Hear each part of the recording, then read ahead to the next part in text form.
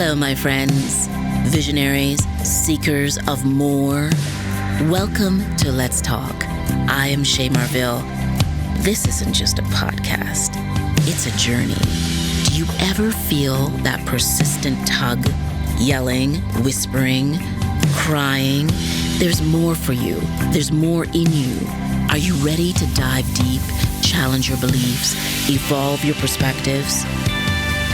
Together, we'll explore the depths of self-discovery, unlocking talents, passions, and potentials, one conversation at a time. Sometimes I will remind you to unleash your greatness. Sometimes we'll have a guest modeling their greatness. Sometimes we'll meditate. So sit back, open your mind, embark on this journey to unleash what? You. Let's begin.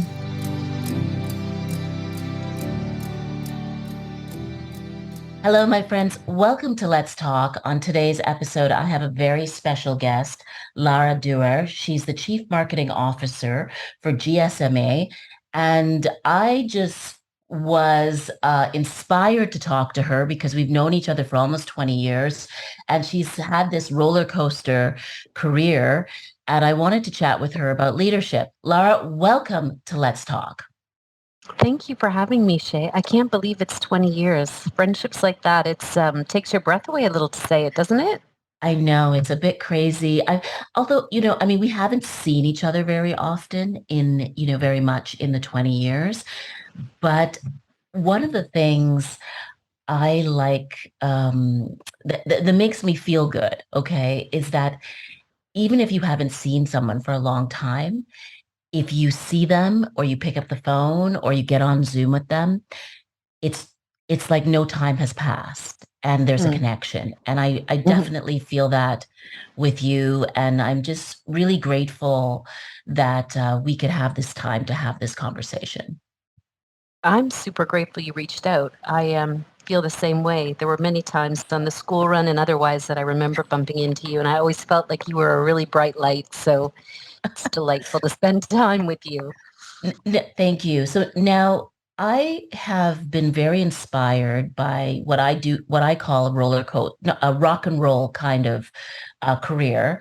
And you had like this really dynamic career, and you're Canadian who's now living in London and working in London. And I was curious to know about your trajectory and how did you end up doing the work that you're doing in England?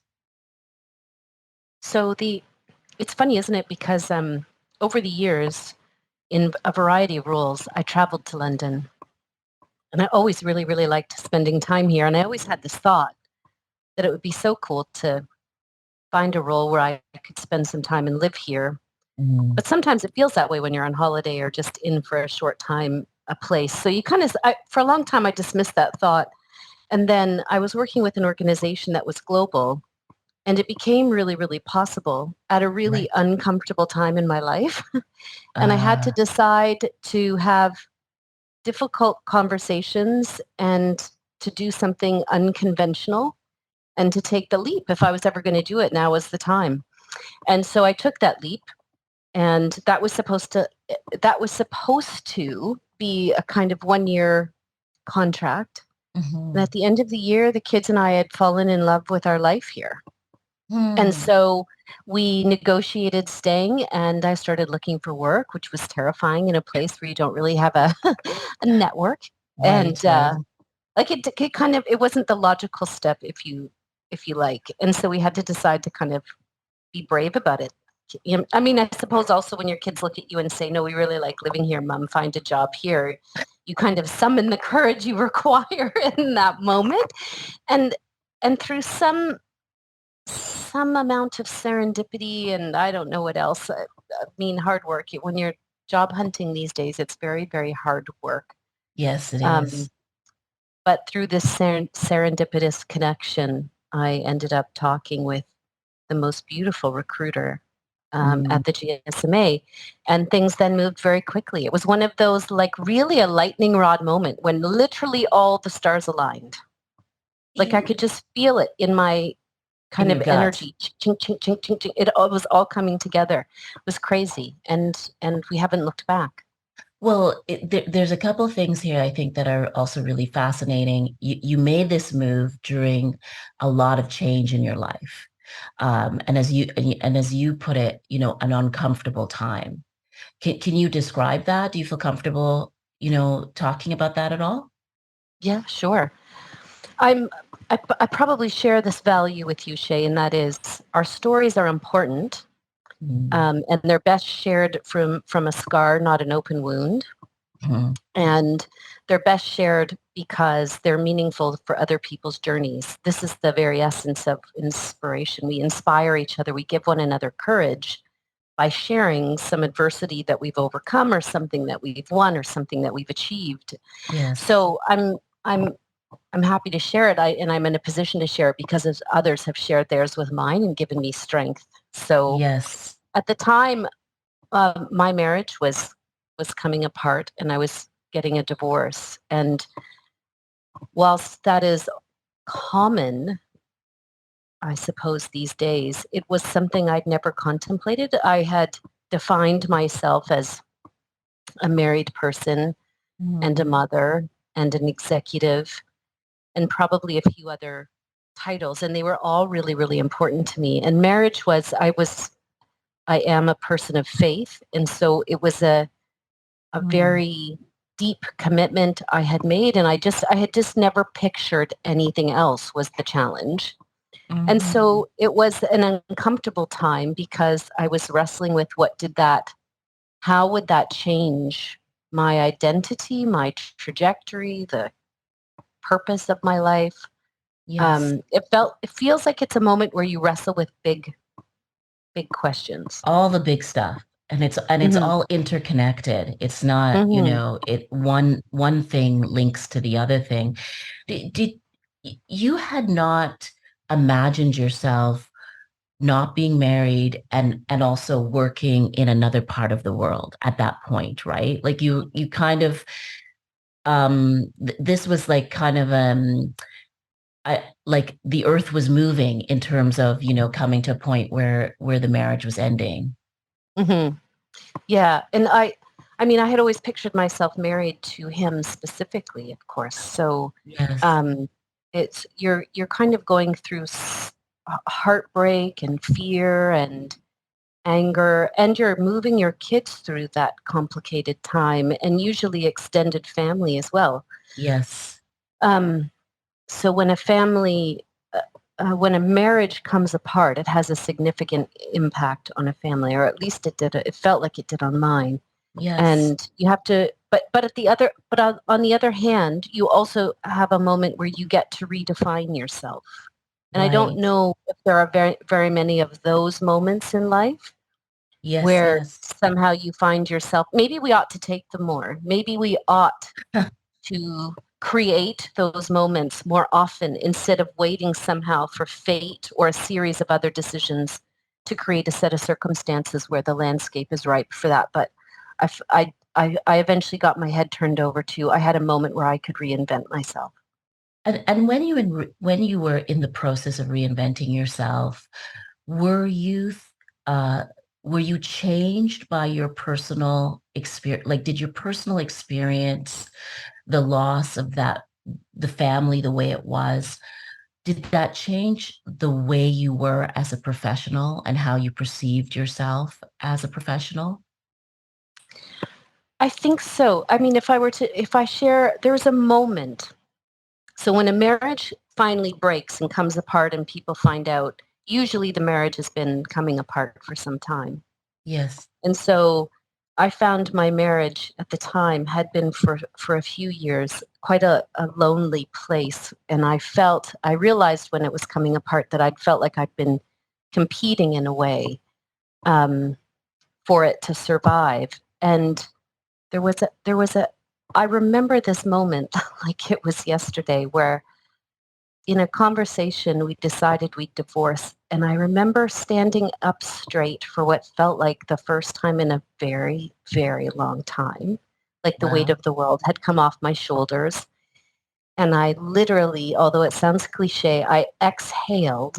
And the words that came out of my mouth were, I just realized that I've been waiting for someone to pick me.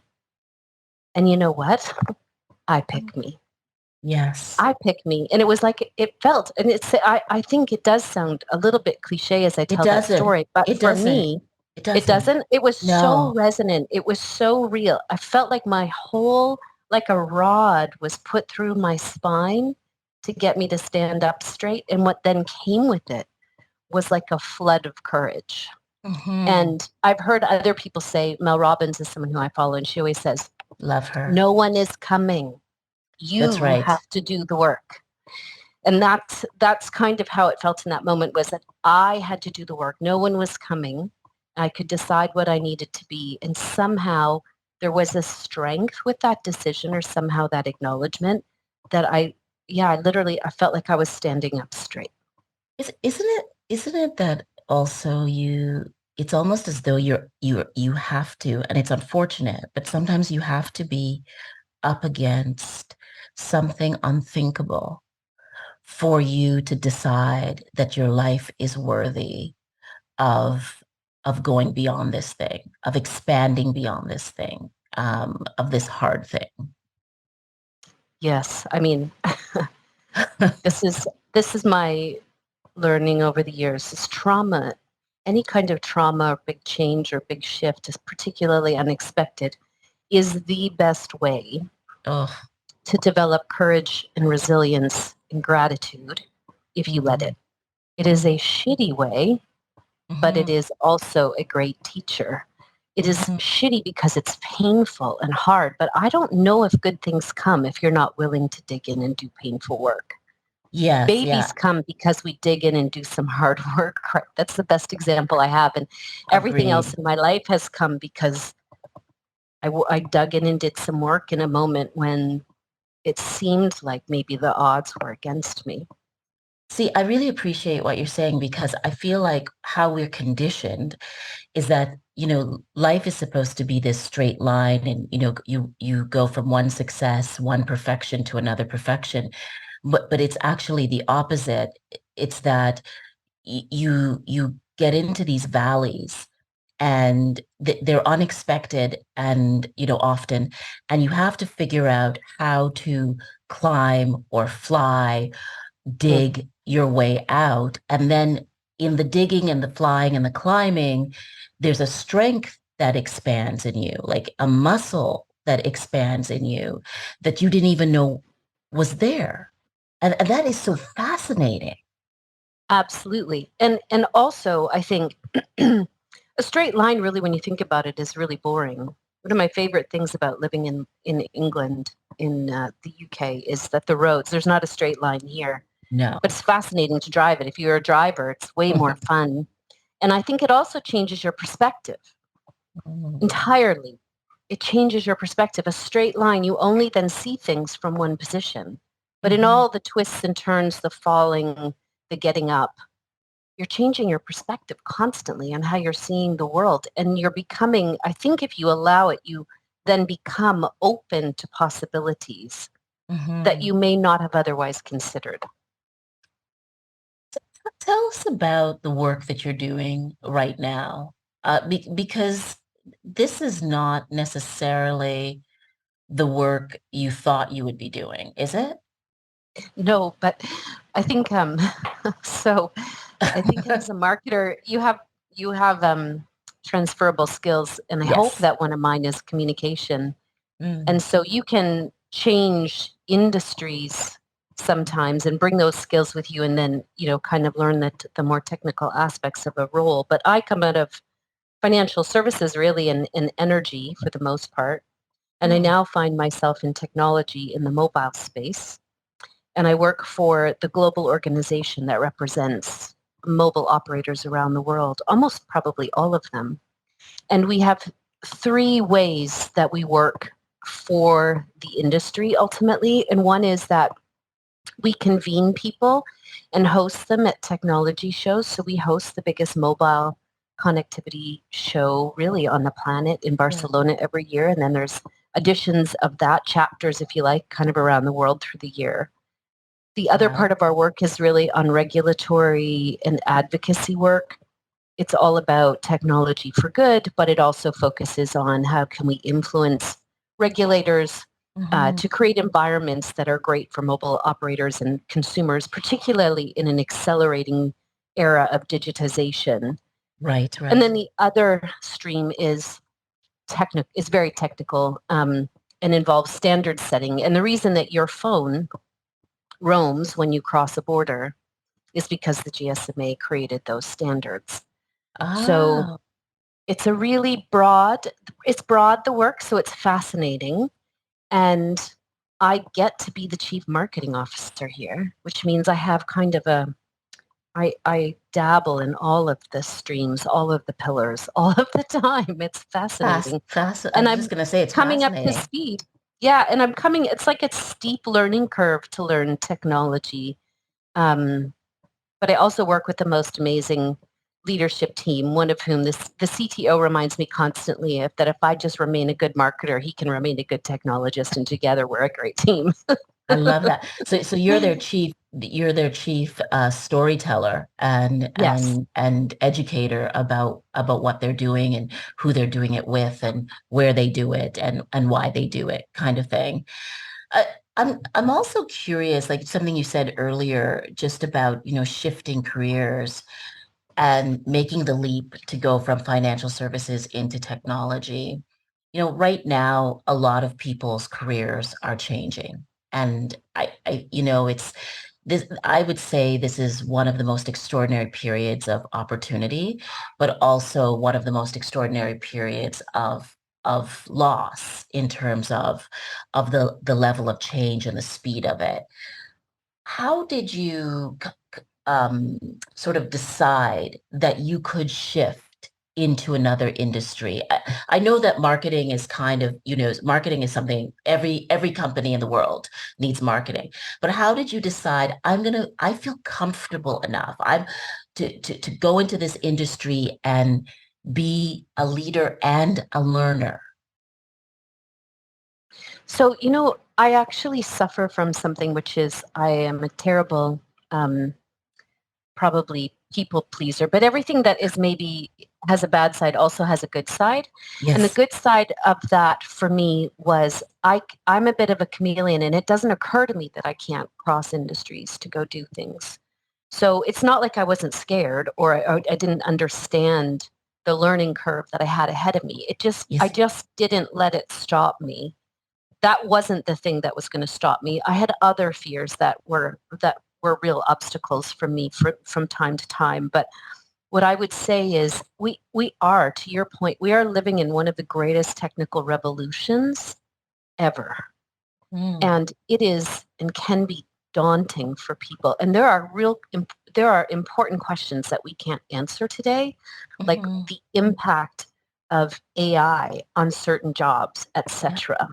Yes, yes. But I truly believe that our ability to relate to there are innately human qualities that at the Agreed. moment can't be copied by machines, including what you and I are doing right now, having this conversation. And Yes. so I I mean, I suppose what I would say also in answer to that question is, God, if I can do it, honest to goodness, anyone can do it. You can. I feel really very remarkably average in so many ways. I just um, I have a lot of stamina, and Yes. yeah, it doesn't occur to me to not give it a go. Do you think your faith is a part of that? Absolutely, yeah, Yeah. absolutely. I think faith is complicated for me as I get older, Mm, based on certain experiences in my life. So I would say how I feel is I'm a very curious person and I'm a seeker. yeah. Um, and yet at the end of the day, I probably do have this kind of unshakable optimism that Mhm, probably comes from being a girl who grew up in a small town church where we mhm, just believed that somebody had our back. mhm, mhm. Why do you say it's complicated as you get older? Because I think as you get older, you have life experiences that cause you to challenge things that you once maybe accepted verbatim. Yes, And right. Okay. particularly and particularly because as you get older, good or bad things happen to good people. Hmm. Not Hmm. everything you once believed can you still believe. Or as you get older, you also get entangled in more complicated questions with hopefully we're all expanding our social structures as well, right? So you end up in conversation with someone who says something, maybe not even intentionally, that challenges some ideal that you've held that maybe came out of your own faith experience. And so I find, and I have found, particularly with travel, that Hmm. certain elements of my faith have been challenged, and some I can answer, and some or justify, and some I can't. Hmm. But I'm actually more and more okay with not knowing in life. Right. I think also, like, I think one of the things is that I think sometimes with faith, we want it to have an answer. And to your point about, bad things happening to good people, why would, something terrible happen if you're a person of faith? I think is a question that many people ask. And, it's kind of like we want faith to be like science, answer all Mm, the questions and keep answering new questions. And I've come to feel that the faith is also, it's bigger than the right answer, that it's about really being alive to the moment and and the moment of your life, of what your life is, and being able to be aware of other people's emotion and be connected to them and be compassionate in situations maybe that were unexpected, and that like your faith is constantly evolving in its complexity, right? And one thing I think about a lot is that, as you know, my mom passed away really suddenly in 2020. And the year before she passed away, I was feeling very, I wouldn't, the word, it's not conflicted about my faith or my belief or beliefs. But I was feeling a bit like, like not fully alive in my faith, mm, if that makes mm, sense. And then when mom passed, the process of her passing so ignited this other thing in me. It ignited a fierceness about questioning and demanding, what is the value of life? And because she was somebody who was alive in one moment and then gone in the next, it sort of brought home that life is just extremely fragile. mm. So faith is, I think it's really, it's fascinating. And I think it's fascinating to be a woman thinking about faith, because so much of what we know about, religion and faith is related to men speaking, you know? Mhm. Literally, my whole experience with faith is about listening to men, and I think I mean everybody's faith journey is very different. It's usually a very personal thing. What I would say is I didn't have great examples of what feminine faith looked like, and I mean I had my mother. She's unbelievably humble, my mom, and a real rock in my life. But what I mean is in the I love teachings. your mom. I love your mom. Oh my God. She's She was so great when she used to pick the kids up from school. I'd see her. Anyways, I can't even tell you how grateful I am for that, for those yeah, moments in my life. I could not be where I am today professionally without my yeah, parents having a great and close relationship with my kids. But I yes. think too often a traditional faith journey is defined by men speaking and us receiving. And I suppose what I've learned about my own journey is I don't want to be talked at anymore. I want to be in conversation with. Mm, And I want there to be a two-way dialogue so that I can ask questions. I mean, science, when you said science earlier, science, I think the advantage science has is it asks a question and then seeks to answer it. Whereas in my experience of faith, I was told a lot of things so that I wouldn't ask questions. Right, right. And I think we should be taught to be thinkers critically Yes. and to question things and to be put in places. At least I long for this at this point in my life. I long for these kinds of conversations. I long for conversations that can be light and funny and warm, but I also long for conversations where we talk about things that really matter Mm-hmm. and that we learn from. I just think what you're doing is incredible. It's so important that we learn from each other. Mm-hmm. Mm-hmm. And we I'm look. definitely going to go and make the same mistakes as other people, but at least I'll have some context and some Yes. learning and some shoulders I can cry on and some people who know what it feels like. Precisely. But there's this other piece, which is it's in the connection, in the talking, in the questioning that a kind of new learning emerges, right? Like that it's in the relationship that we have together and questioning together that this deeper connection evolves, right?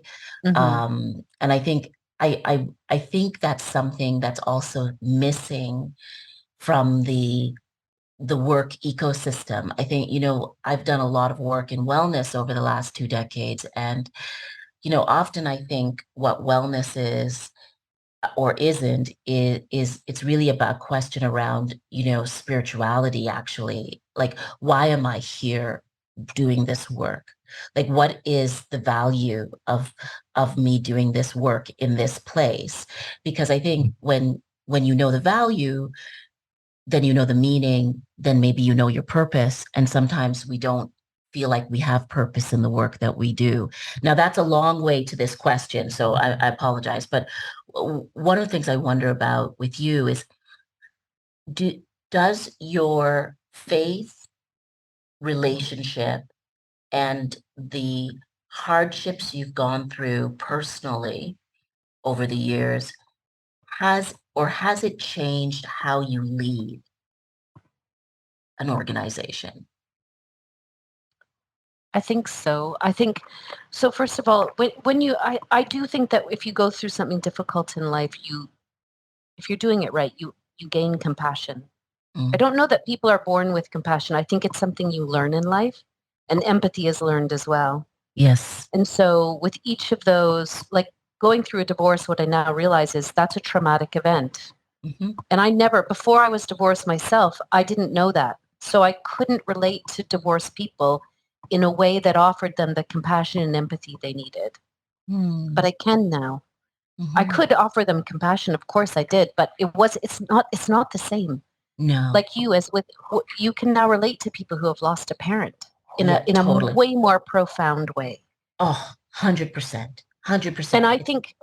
I think because we have this moment, by the way, where women are leading um, and being given um, roles and responsibility more often in the workplace, Mm-hmm. I believe that's a gift we can bring to the workplace.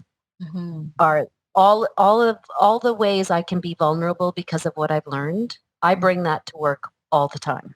I Yeah. think it makes me unique in a group, and I think my willingness to do it earns trust, and I think it makes uh, for a kinder way of living. And I'm all for that. I'm all for that, given what I Oh, know now. Life's hard oh, enough. If we are just showing up every day and being kind to one another, wow, what a gift you bring. If you just total. smile at the people you're interacting with today or passing, and like Yeah. you don't know what other people are bringing to the table. So I get to bring kindness in my best moments on my best day. I get to Mm. bring that, and I think it absolutely has an impact on the teams that we lead.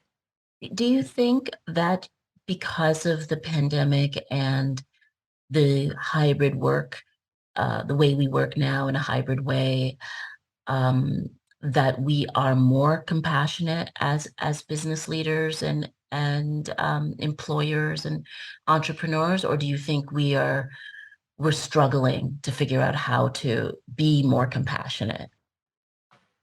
So in my experience, I'm experiencing more compassion. I'm experiencing, let's see, what is today? Today is it's October 2023.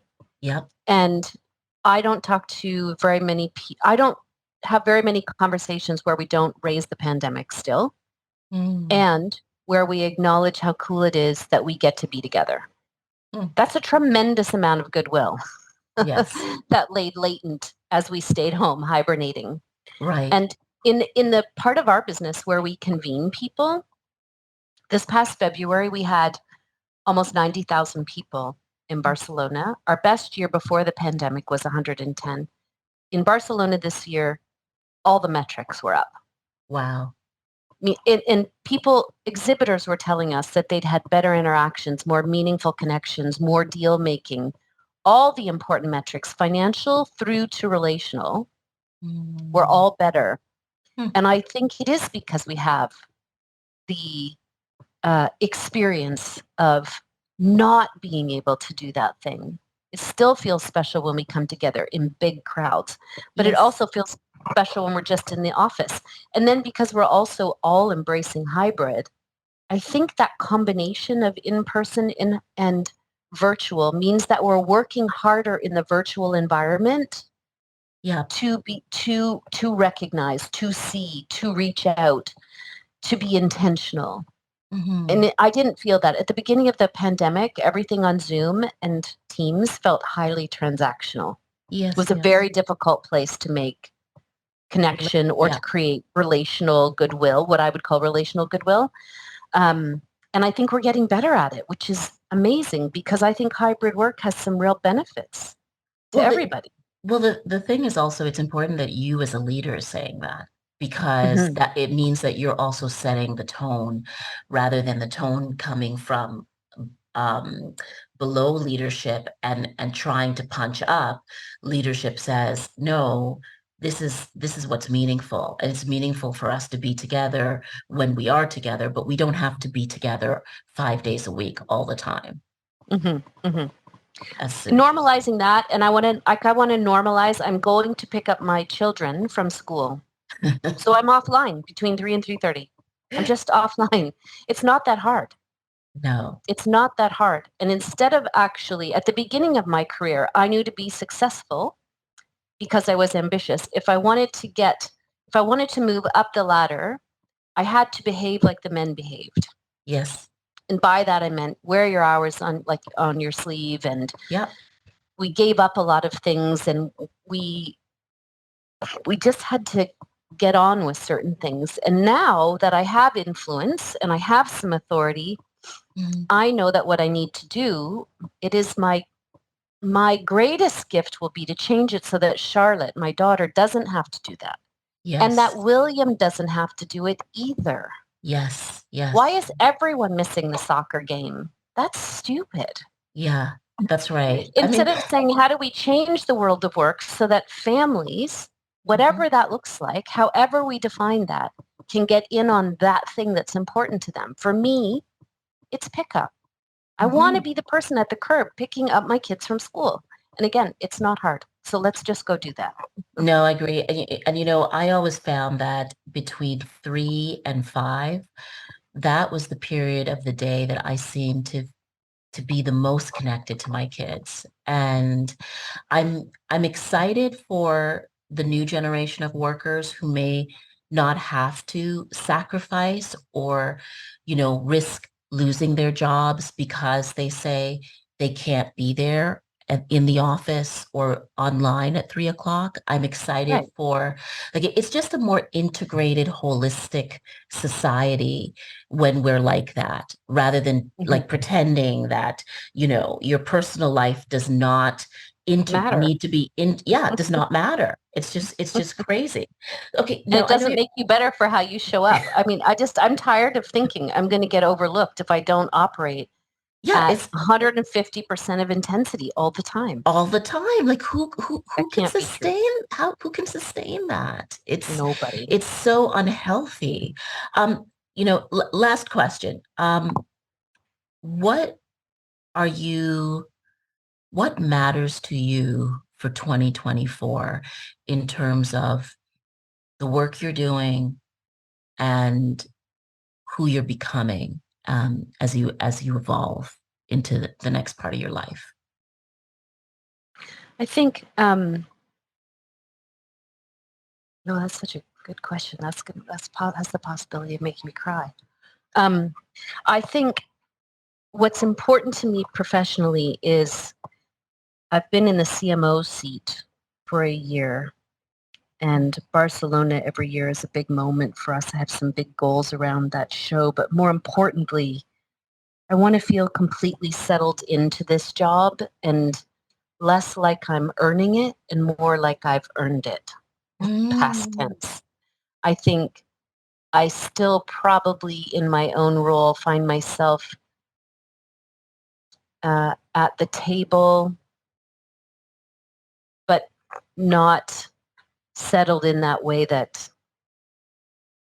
you don't, yeah, it's just like you're not earning it. I'm kind of still a little too grateful for the seat. I need to move beyond gratitude and into, I own I've it. earned this and I own it. Yeah. Yes, And yeah. so there's a confidence with that needs to come. And that That's comes by so putting in the work. that's so fascinating though that you would have that sensation at this level. That's really interesting. I think there are many people who feel that way and can't say it, and not sure why they think it, and they might feel a bit of imposter syndrome. Um, but it's really amazing that you acknowledge it, and you know that you want to go beyond it and that you can. Hmm. Hmm. Just because I think, especially because of what you asked earlier, because I'm not afraid to make the leap, I do realize that in making the leap, I sometimes feel all the time like someone's going to eventually realize that I don't really know what I'm talking about. I'm now at the place where I actually realize I bring something to the table and it's a Yes. pretty special combination of skills, Yep. but I want to be myself more often. I want to Hmm. be showing up to the world more often, being comfortable with who I am instead of guessing who the person in the room with me needs me to be.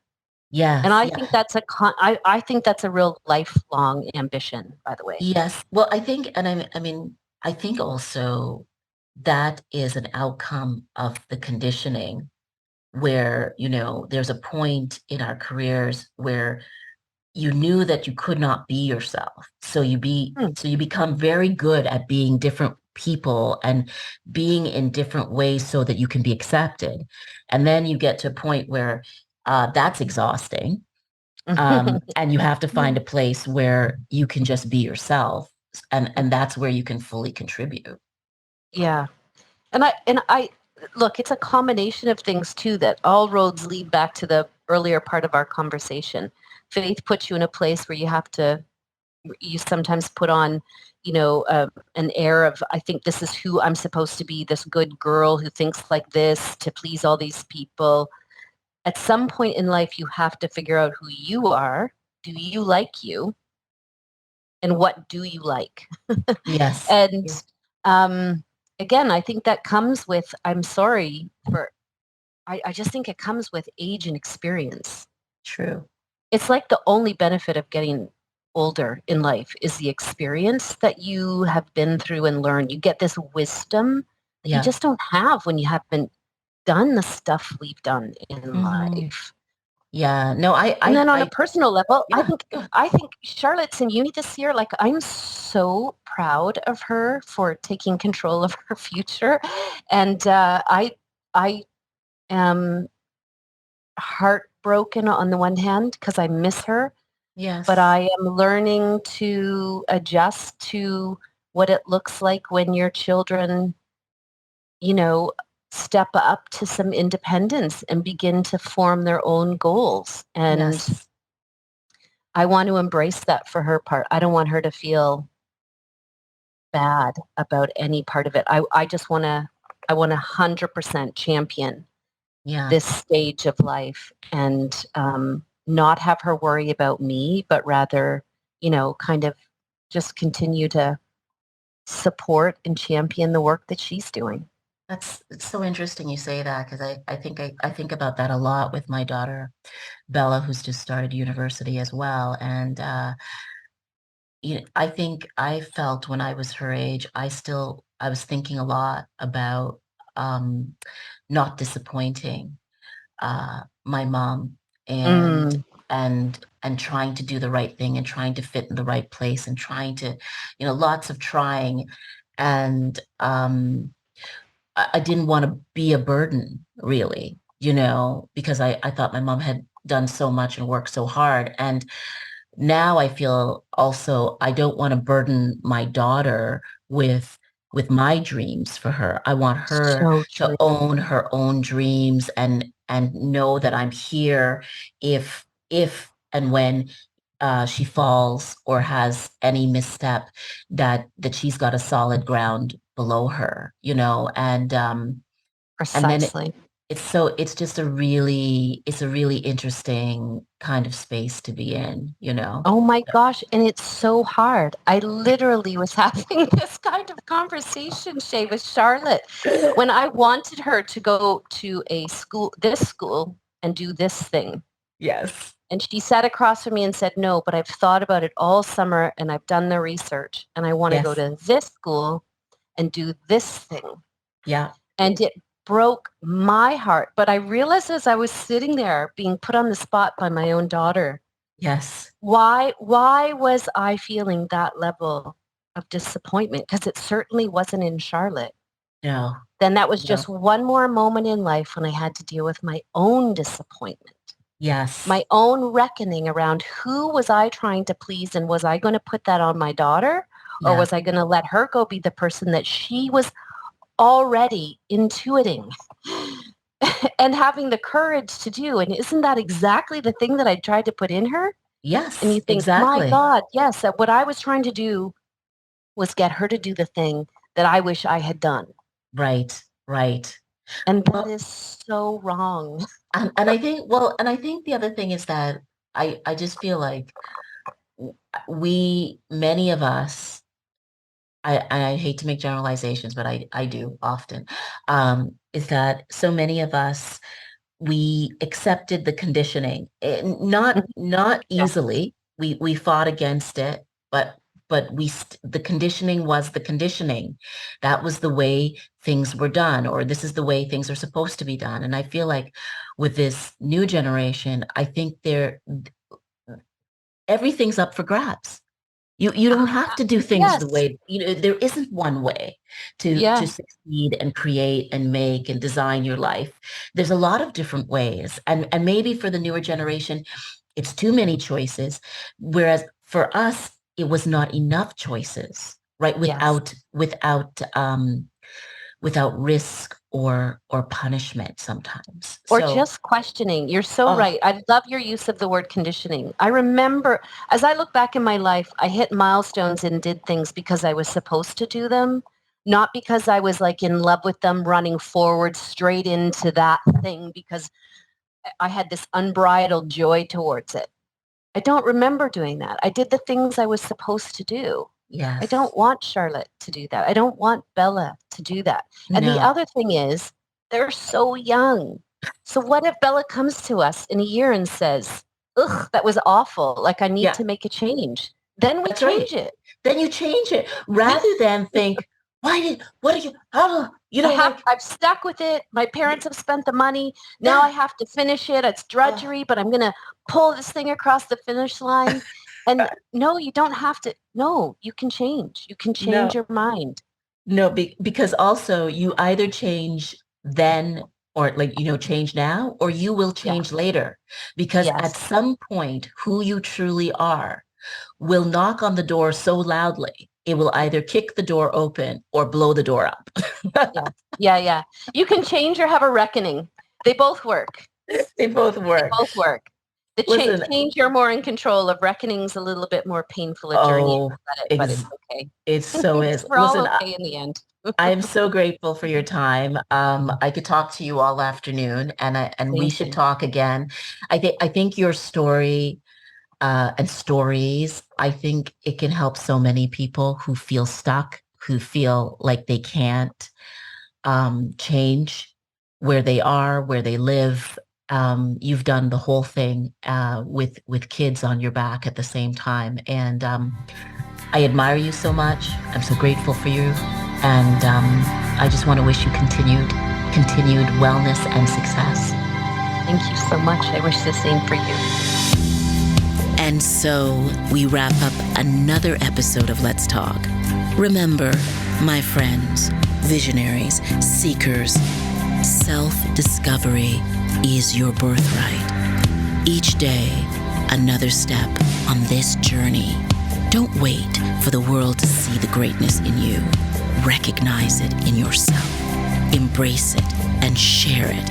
And if today's conversation resonated with you and you're yearning for more, I invite you to explore the Marvel Way, a roadmap to personal growth at www.coachshaymarville.com and at www.shaymarvillelet'stalk.com and at Shay Marville at Instagram. Listen, I'll find you, you find me. We inspire, uplift, and unleash our potential together. And until next time, stay curious, stay inspired, and keep unleashing the truth of who you are. Bye for now.